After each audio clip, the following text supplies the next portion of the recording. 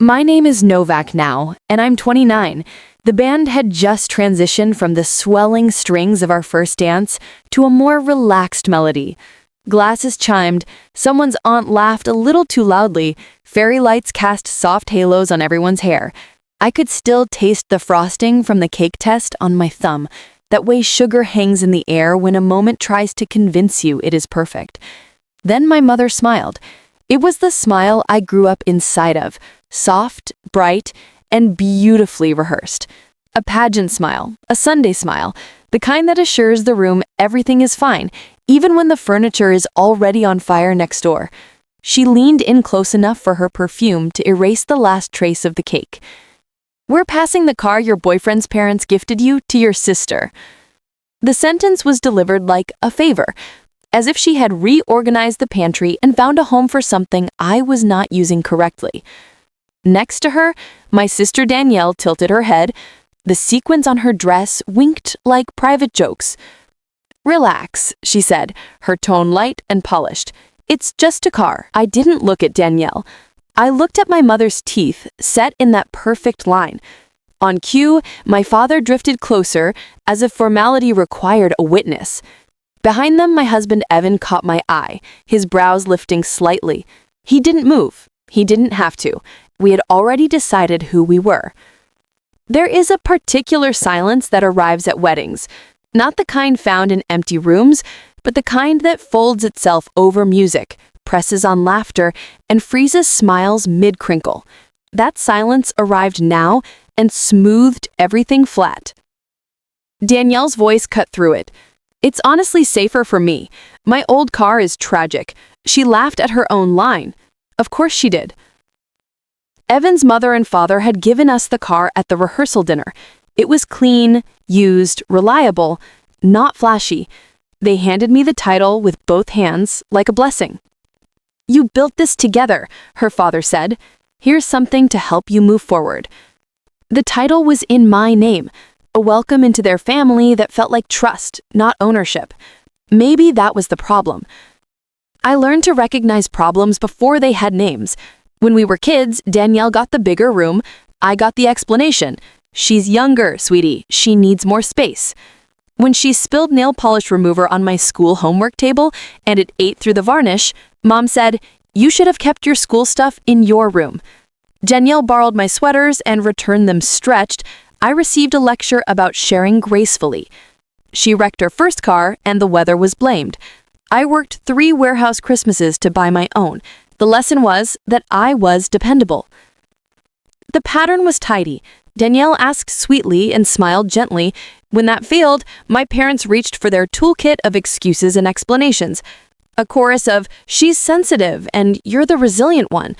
I was the older sister, the cross-trained adult who could wait, give in, and hand things over without making a scene. I used to wear resilient like an honor. By 29, it felt more like a bell rope other people tugged when they wanted something. Evan's hand brushed my elbow. Just a tap, a question. I answered without looking at him, slipping my fingers into my clutch to feel the weight of the slim, flat envelope inside. Paper shouldn't feel heavy. This did. My mother smiled, brightened by a watt. "We told her earlier," she chirped, as if revealing a surprise vacation. "She's had such bad luck with cars, and we thought, well, this would be more useful with her. You two can manage with one for now." Manage sounded like a ribbon she was tying for me. I took a breath that tasted like glass. "You're giving away our wedding gift?" I said, not loudly or accusingly, a sentence that only wanted to be acknowledged. Mom smiled, barely trembled. "Don't make this a thing, Nova. It's just a car." "Your envelope was empty," I heard myself say. "We took it as a symbolic gift." I didn't plan the line. I think the line planned me. Across from me, Danielle's lips parted, delighted outrage coloring her cheeks. "Wow," she said, half laughing, as if she was both above and beneath it all. "You really think you're tough now?" Somewhere near the cake, a phone camera lifted as if moved by prayer. I leaned toward Evan and whispered, "Give me the envelope." He didn't ask which one or if I was sure. He slid it from my clutch with practiced ease and placed it in my palm, palm to palm, like a vow. My father reached for it before my mother could, curiosity sharpening his expression. Danielle leaned in, eyes hungry. They opened it as if it might be a check large enough to bend light. They did not expect legal documents. Mom's eyes flicked over the page, reading too fast to hide her eagerness. Her practiced smile didn't crack. It thinned. Danielle read over her shoulder and lost her smirk by the second paragraph. Dad pinched the top of the page, scanning it repeatedly as if the words might rewrite themselves out of embarrassment. "What is this?" he muttered. "I didn't make them wait." "A notarized declaration," I said, my voice just steady enough to carry. "Executed 2 weeks ago. It states that all wedding gifts, including the vehicle titled in my name, cannot be sold, gifted, or transferred without my written, notarized consent. Any attempt to reassign it will trigger an automatic legal review and restrict any future inheritance arrangements from Evan's side." The music didn't so much stop as fade. "You can't be serious," Danielle said, a thin edge of panic sharpening her vowels. "You're threatening us at your own wedding?" "You made a public claim. I'm giving a public boundary." Dad let out a laugh devoid of humor. "This is petty, Nova.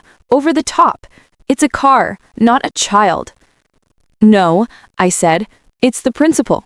It's every principle you taught me that only applied when Danielle didn't want something." Mom slid the paper back into the envelope, as if it had insulted her manicure. "We're family," she hissed softly. "You don't treat us like criminals."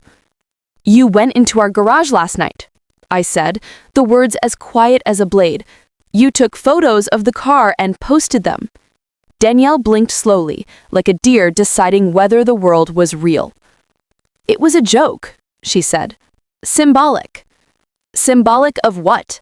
Evan asked, his first words, his tone glass calm. "That your presence is the gift." A gasp fluttered from someone's aunt. Mom's smile finally cracked. I could feel a tremor begin in my legs, the aftershock of choosing yourself in public. It should have felt like an earthquake. Instead, it felt like stepping onto a dock after a long boat ride, unsteady, but with the blessed promise of solid wood beneath. Danielle squared her shoulders. "You've always been like this," she said, finding her footing in accusation. "Both of you, self-righteous." I turned to her fully, my voice level. "You've coasted on apologies I had to make. You've taken consequences like coats other people could wear. You call it family, I call it access." "Enough," Dad said, trying to retake the room. "This is a wedding." "And this," I said, "is the last day I pretend this doesn't happen." Evan's fingers threaded through mine. 1, 2, 3. A count-off. The band waited. The guests waited. The old script waited for me to obey it. I didn't. I took out a second envelope and held it between 2 fingers. Danielle's name was printed on the front. She stared as if it burned. Mom moved to snatch it, but I pulled it back half an inch, a boundary made visible. "This one is real, not symbolic," I said gently. "Consider it documentation." Behind us, the cake stood. Somewhere far away, a cork popped, indecently cheerful. "Dance," Evan said to the band softly, like a dare. The drummer lifted his sticks. The singer looked at me as if I were the conductor. I nodded once. The music rose. The room inhaled. Danielle's mouth opened around a fresh argument, and the bass line swallowed it. We turned, Evan and I, into the song. My mother's smile finally fell from her face. Danielle's glitter stopped winking. The envelope waited in my hand like a truth with edges. I pressed it into my father's palm as we passed him on the dance floor. Help isn't theft, and love isn't access.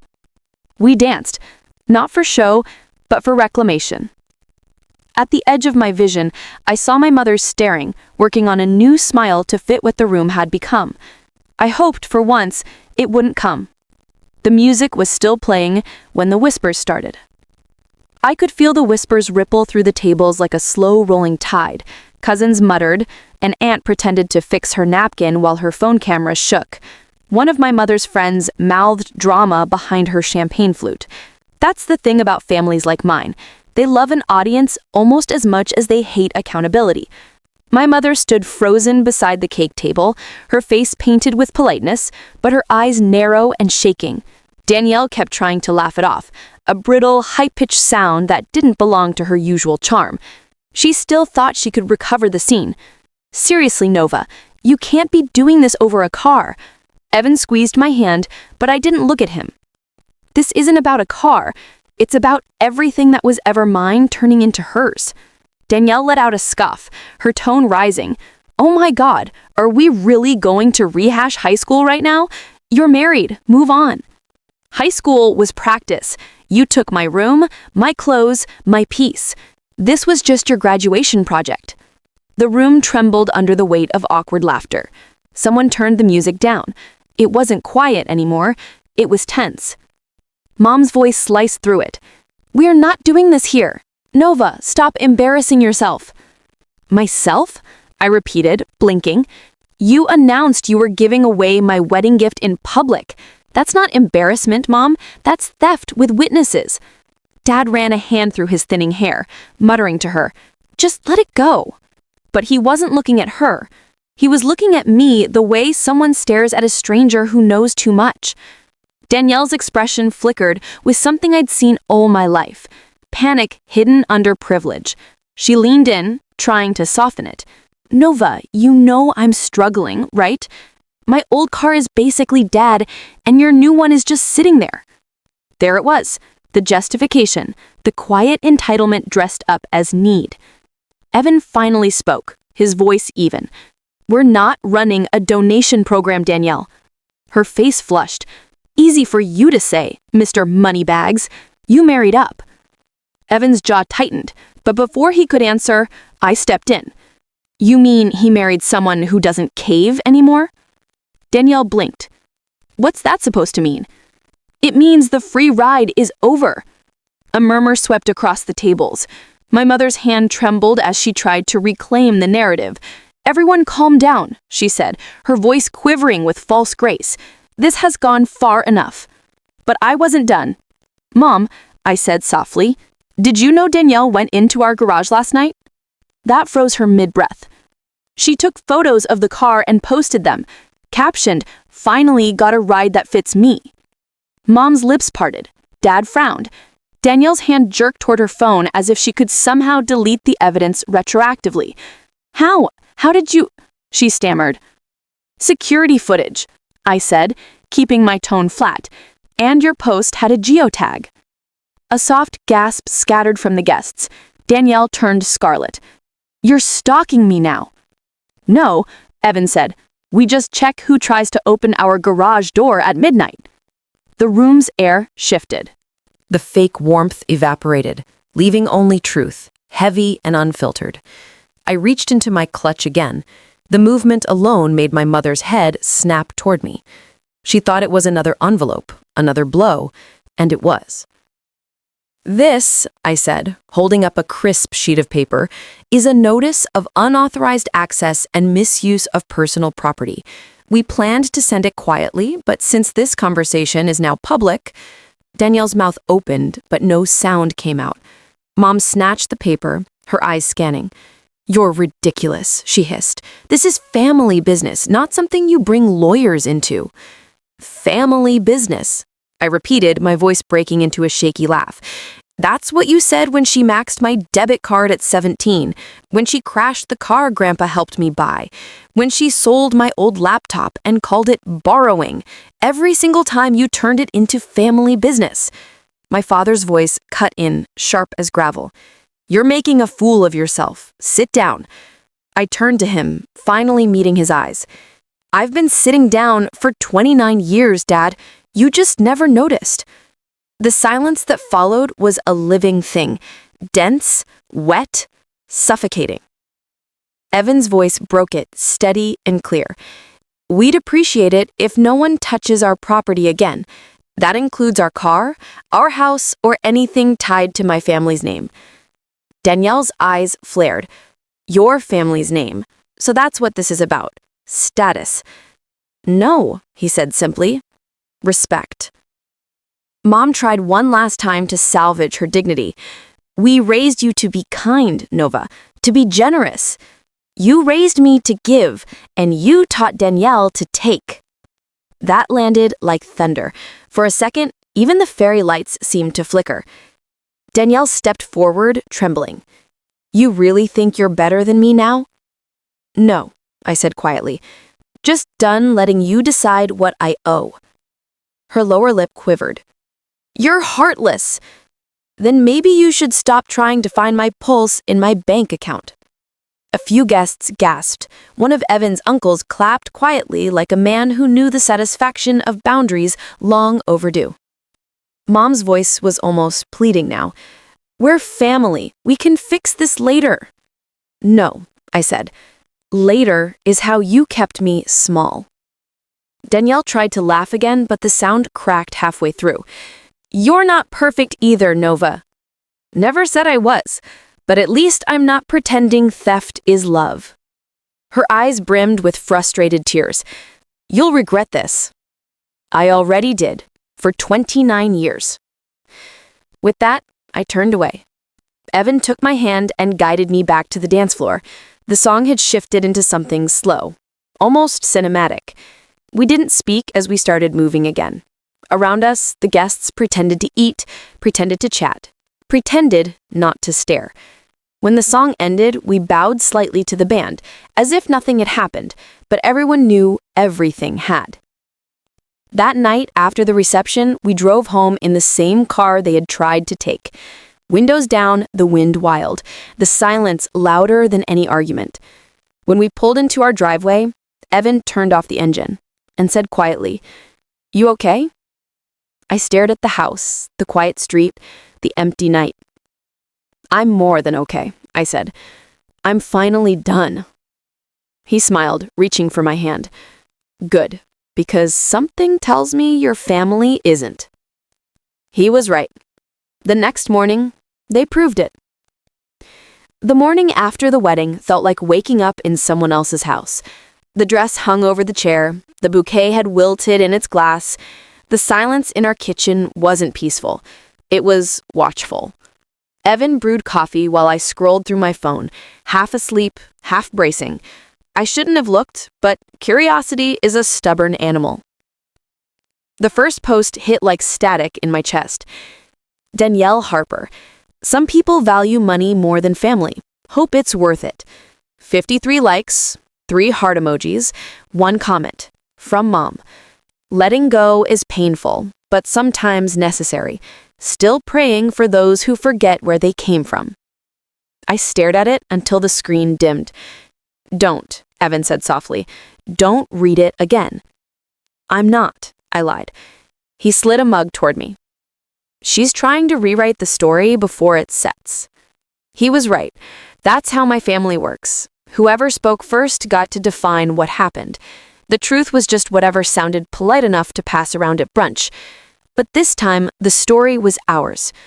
We had planned to leave for our honeymoon that morning, driving up the coast in our car, the one they tried to take.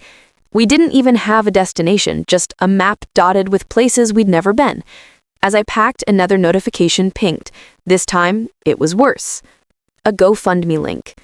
Title: Vehicle Emergency Caused by Betrayal. Goal: $8,000. Organizer: Danielle Harper. The description was written in her flory, self-victimizing tone. My sister and her husband blindsided me on their wedding day. I lost access to the car that was promised to me, and now I have no way to get to work. I'm just trying to rebuild. Every little bit helps. 2 donors, $18 raised. One name stood out. Karma, $10. Evan burst out laughing. Karma donated? You can't make this up. I took a screenshot and closed the app. She'll delete it when she realizes people aren't buying the act. And when she does, she'll find another way to play the victim. She always does. The drive started quiet, the kind of quiet that felt deserved. We rolled past city signs and into stretches of road that hummed like freedom. No messages, no expectations, just wind and cheap gas station snacks. At one rest stop, I caught my reflection in the car window. No makeup, hair pinned up, eye still tired but alive. Evan followed my gaze. "You look peaceful," he said. "I feel unhooked," I admitted. Like I'd been holding my breath for a decade and finally remembered how to inhale. He smiled.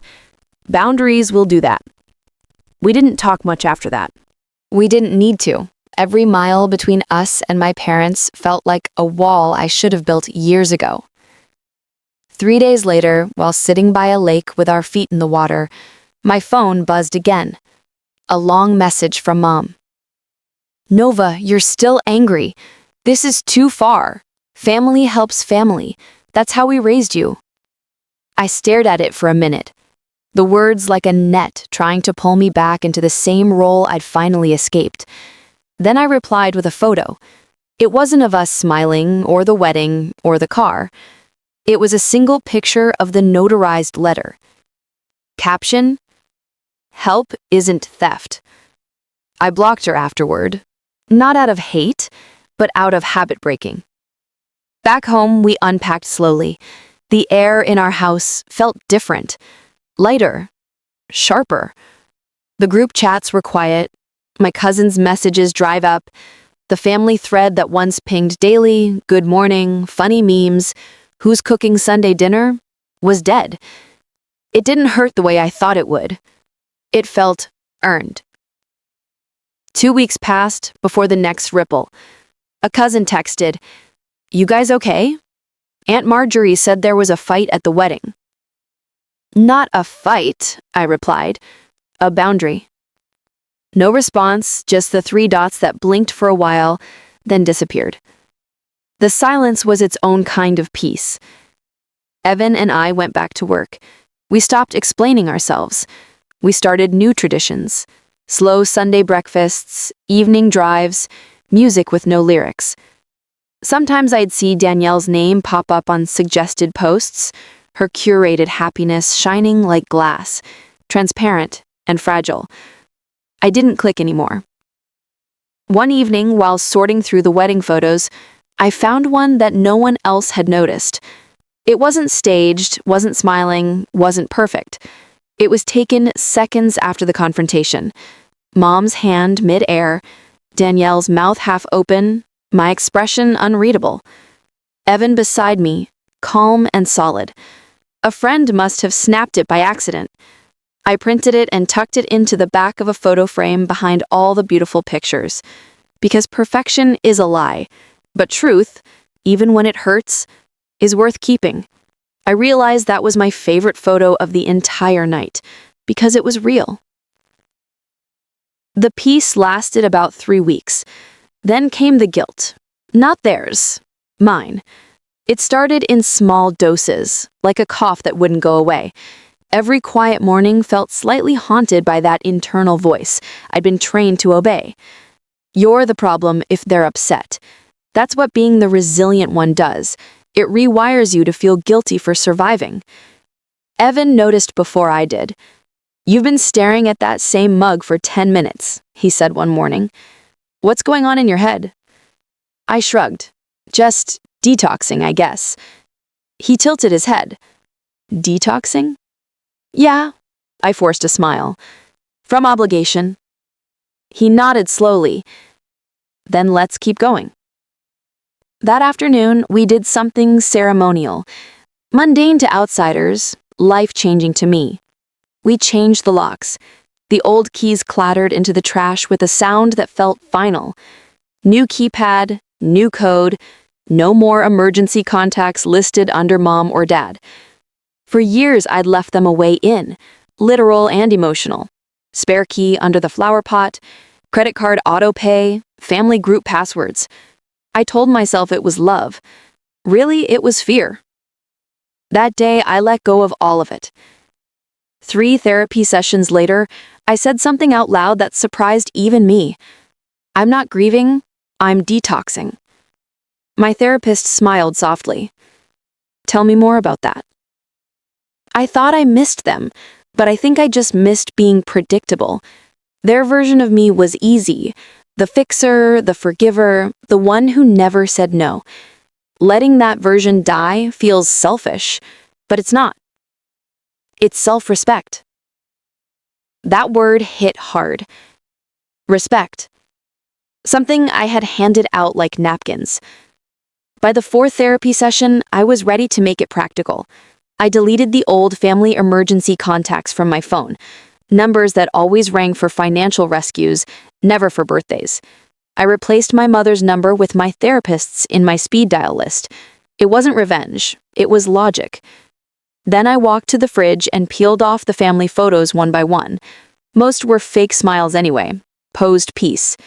I left one, just one. The candid photo from the wedding, taken seconds after the truth detonated. Mom mid-frown, Danielle stunned, me holding the envelope, Evan steady beside me. A friend must have snapped it by accident.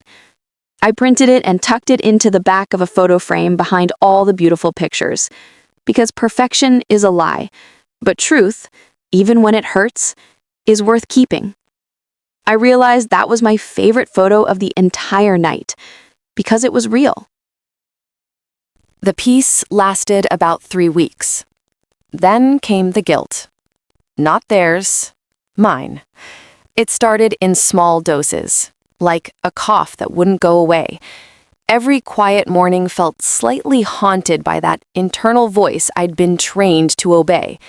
You're the problem if they're upset. That's what being the resilient one does. It rewires you to feel guilty for surviving. Evan noticed before I did. "You've been staring at that same mug for 10 minutes, he said one morning. "What's going on in your head?"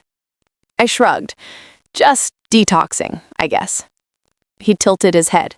"Detoxing?" "Yeah," I forced a smile. "From obligation."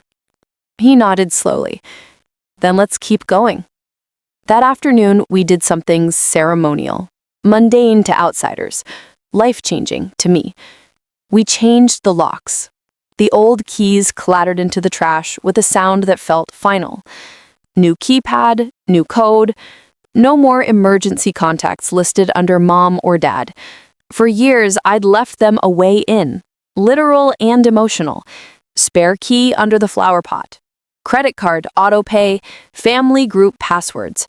I told myself it was love. Really, it was fear. That day, I let go of all of it. 3 therapy sessions later, I said something out loud that surprised even me. I'm not grieving, I'm detoxing. My therapist smiled softly. "Tell me more about that." I thought I missed them, but I think I just missed being predictable. Their version of me was easy, the fixer, the forgiver, the one who never said no. Letting that version die feels selfish, but it's not. It's self-respect, she said. That word hit hard. Respect. Something I had handed out like napkins. By the 4th therapy session, I was ready to make it practical. I deleted the old family emergency contacts from my phone. Numbers that always rang for financial rescues, never for birthdays. I replaced my mother's number with my therapist's in my speed dial list. It wasn't revenge, it was logic. Then I walked to the fridge and peeled off the family photos one by one. Most were fake smiles anyway, posed peace. I left one, just one. The candid photo from the wedding, taken seconds after the truth detonated. Mom mid-frown, Danielle stunned, me holding the envelope, Evan steady beside me.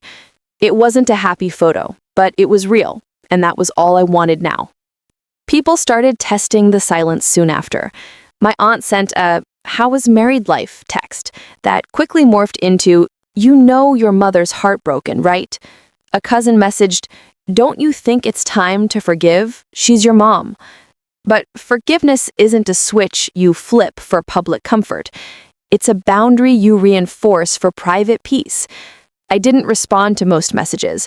When I did, I kept it simple. Forgiveness isn't owed. Respect is. The reply stopped coming. One afternoon, Evan found me sitting on the porch, staring at the horizon. Regretting it? I shook my head. Nope, just noticing the quiet. He sat beside me. It's weird at first, huh? The silence. It's not the silence, it's the absence of noise I thought was love. He didn't answer. He just held my hand until the sun went down. A week later, I got a missed call from my dad. No voicemail, just the ghost of his number blinking on my screen like a test. I didn't call back, because calling back meant stepping onto the same stage they had burned down. The next day, I found a letter slipped under our door. No return address. Inside was a printed photo from my childhood. Danielle and me on the porch, arms around each other, grinning like we were equals. Scrawled on the back in my mother's handwriting, "Don't let her erase your memories." For a second, my throat tightened. But then I realized what she had done. Even her nostalgia was a manipulation, a plea to rewrite the narrative back into her control. I tore the photo in half, not out of rage, but reclamation. I didn't need to erase my memories. I just needed to stop pretending they were safe ones. The next morning, I made breakfast. Coffee, toast, sunlight. I unlocked the door without flinching, turned on music without bracing for someone to judge the volume. Freedom doesn't always come with fireworks. Sometimes it's just the quiet click of a new lock. A full year passed before the next message arrived. By then, the air in our house felt different. Still, calm, honest. The walls didn't echo with anxiety anymore. Every inch of space finally felt like mine. Evan and I had built small rituals. Friday takeout nights, Saturday morning drives, late night laughter that didn't have to be whispered, the kind of life that doesn't need to be defended.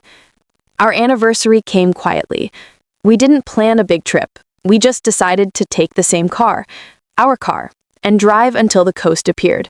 The same vehicle that started a war now carried us into peace. The irony wasn't lost on either of us. The sky was a watercolor that evening, lavender fading into gold. We parked near a cliff overlooking the ocean, the sound of waves rough but honest. He leaned against the hood looking out. "Remember when you said you'd never dance again after that wedding?" I laughed. Yeah. Turns out I was wrong about a lot of things. Like what? Like thinking I needed them to feel whole. He smiled. "You were whole the day you said no. The rest was just cleanup." We stayed there until the sun went down, headlights blending with the last bit of daylight. It felt symbolic, leaving the past in shadow, driving into something steady. When we got home, there was an envelope in the mailbox. No return address, but I knew that handwriting. My stomach didn't twist this time. It just settled. Inside was a single card. Cream paper, gold edges, her handwriting elegant and sharp. "We miss you. We love you. Come back when you're ready to be part of the family again." I stared at it long enough for the ink to stop feeling like a threat. There was a time that message would have broken me open, sent me spiraling into guilt, into apology, into another cycle of surrender. But now, I could see it for what it was.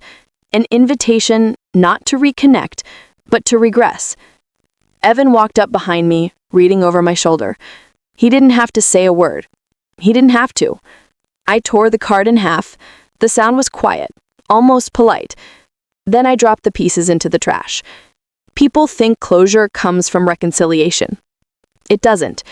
It comes from refusal.